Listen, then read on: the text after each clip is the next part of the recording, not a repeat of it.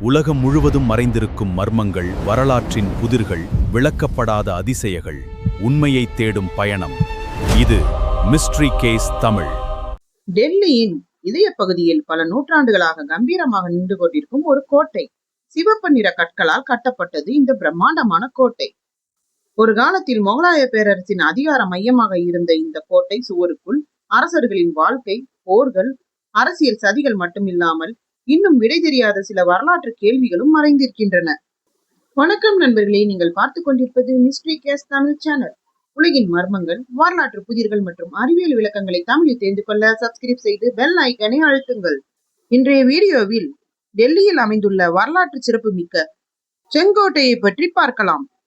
டெல்லியில் அமைந்துள்ள இந்த கோட்டை தமிழில் செங்கோட்டை என்றும், ஹிந்தியில் லால் கிலா என்றும், ரெட் போர்ட் என்றும் அழைக்கப்படுகிறது. 17ஆம் நூற்றாண்டில் முகலாய பேரரசர் ஷாஜஹானால் சிவப்பு மணற்கற்களை கொண்டு கட்டப்பட்டது இந்த கோட்டை. ஒவ்வொரு ஆண்டும் சுதந்திர தினத்தன்று நம் இந்திய பிரதமர் அங்கு தேசிய கொடியை ஏற்றி உரையாற்றுவார்கள். இது யுனெஸ்கோ உலக பாரம்பரிய தலமாகும். டெல்லி செங்கோட்டை என்பது இந்தியாவின் மிக முக்கியமான வரலாற்று சின்னம் மற்றும் நாட்டின் இறையாண்மையின் அடையாளமாகும். முகலாய பேரரசு, பிரிட்டிஷ் ஆட்சி மற்றும் இந்திய சுதந்திர வரலாறு ஆகியவற்றின் முக்கிய சாட்சியாக இந்த கோட்டை திகழ்கிறது. முகலாய பேரரசர் ஷாஜஹான் தனது தலைநகரத்தை ஆக்ராவில் இருந்து டெல்லிக்கு மாற்ற முடிவு செய்தார். இதற்காக ஷாஜஹானாபாத், அதாவது இன்றைய பழைய டெல்லி என்ற புதிய நகரத்தை உருவாக்கினார். இந்த கோட்டையின் கட்டுமானம் 1639 மே 12 அன்று துவங்கியது. தாஜ்மஹாலை வடிவமைத்த உலக புகழ்பெற்ற தலைமை சிற்பி உஸ்தாத் அகமது லகோரி தான் இந்த கோட்டையை வடிவமைத்தார். சுமார் 9 ஆண்டுகள் நடைபெற்ற இந்த கட்டுமானம் 1648 முழுமையடைந்தது. இந்த கோட்டையின் பிரம்மாண்டமான பாதுகாப்பு சுவர்கள் முழுவதும் சிவப்பு மணற்கற்களால் கட்டப்பட்டதால் இது செங்கோட்டை, அதாவது லால் கிலா என்று அழைக்கப்பட்டது. ஆரம்பத்தில் இது கிலா இ முபாரக், அதாவது ஆசீர்வதிக்கப்பட்ட கோட்டை என்று அழைக்கப்பட்டது. யமுனை நதிக்கரையில் அமைந்துள்ள இக்கோட்டை அரிய இந்தோ இஸ்லாமிக் மற்றும் பாரசீக கட்டடக்கலையின் பாணிகளின் கலவையாகும். இது பலகோண வடிவ அமைப்பை கொண்டது. கோட்டையின் முதன்மை நுழைவாயிலில் சுதந்திர தினத்தன்று பிரதமர் கொடியேற்றும் பகுதி இதுவே ஆகும். அந்த நுழைவாசலின் பேர் லகோரி கேட். பேரரசர் பொதுமக்களை சந்தித்து குறை கேட்கும் பொது மண்டபம் திவான் இ ஆம். அமைச்சர்கள் மற்றும் முக்கிய விருந்தினர்களை சந்திக்கும் ரகசிய ஆலோசனை கூட்டம் திவான் இ கஸ் என்று அழைக்கப்பட்டது. இங்குதான் உலக புகழ் பெற்ற மயில் ஆசனம் வைக்கப்பட்டுள்ளது. அரச குடும்ப பெண்கள் தங்குவதற்காக கண்ணாடி மற்றும் வண்ண ஓவியங்களால் அலங்கரிக்கப்பட்ட அந்தப்புறம் ரங் மஹால் என்று அழைக்கப்பட்டது. ஷாஜஹானுக்கு பின் வந்த அவரது மகன் அவுரங்கசீப்பால் கோட்டைக்குள் கட்டப்பட்டதுதான் மோத்தி மஸ்ஜித்.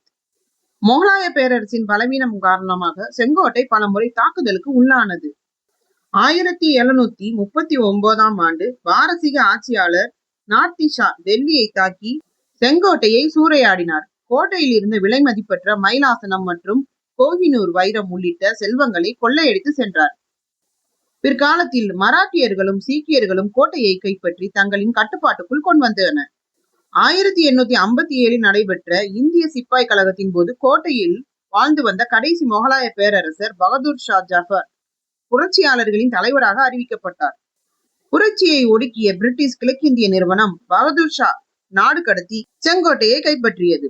பிரிட்டிஷ் ராணுவம் கோட்டையை தங்களின் முகாம் தளமாக மாற்றியது. கோட்டைக்குள் இருந்த சுமார் 80% அழகான அரச மாளிகைகளையும் தோட்டங்களையும் இடித்துவிட்டு ராணுவ பாராக்குகளை கட்டினர்.